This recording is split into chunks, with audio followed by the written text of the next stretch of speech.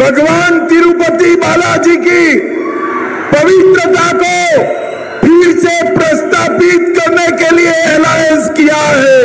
ఏడుకొండలవాడు వెంకటేశ్వర స్వామి పవిత్రతను మళ్ళీ కాపాడడం కోసం ఈ మేము పొత్తు పెట్టుకుంటాం। और अंत में तेलुगु भाषा को बचाने के लिए हमारा अलायंस हुआ है। చివరికి ఉన్నతమైన ఉత్కృష్టమైన తెలుగు భాషను పరిరక్షించడానికి మేము పొత్తు పెట్టుకున్నాం।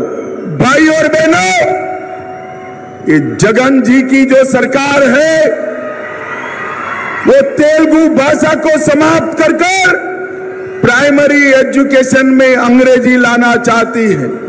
जगन बाबू कान खोलकर सुन लो, जब तक भारतीय जनता पार्टी है हम तेलुगु भाषा को समाप्त नहीं होने देंगे।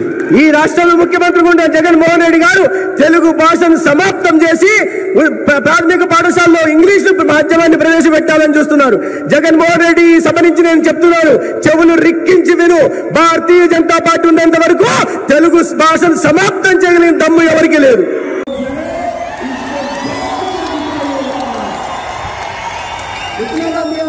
చిన్న వినపం ఏమంటే ఇక్కడ ఉంటున్న ఈ సత్యకుమార్ నాకు చాలా దగ్గరవాడు, కావాల్సిన వాడు, అందుకని ఇతన్ని సమర్థించి గెలిపించి పంపాల్సిందిగా నేను మిమ్మల్ని అందరినీ వినిపించుకుంటున్నాను। हमारे सांसद मोदी जी का साथ देने के लिए संसद में भेजिए, ये सीट की चिंता हम करेंगे।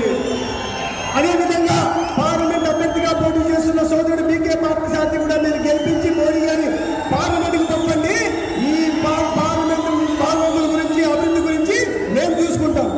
अंत में मैं आंध्र की सभी जनता को दो हाथ जोड़कर रिक्वेस्ट करता हूँ, तेलुगु देशम, जनसेना और भारतीय जनता पार्टी को प्रचंड बहुमत से जिताइए और आंध्र प्रदेश का विकास मोदी जी और चंद्रबाबू के हाथ में दीजिए।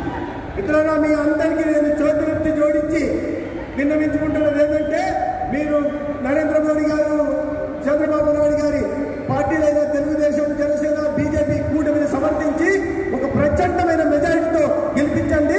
ఈ ప్రాంతం, ఈ రాష్ట్రం అభివృద్ధి నరేంద్ర మోడీ గారు, చంద్రబాబు నాయుడు గారు చూసుకుంటారు।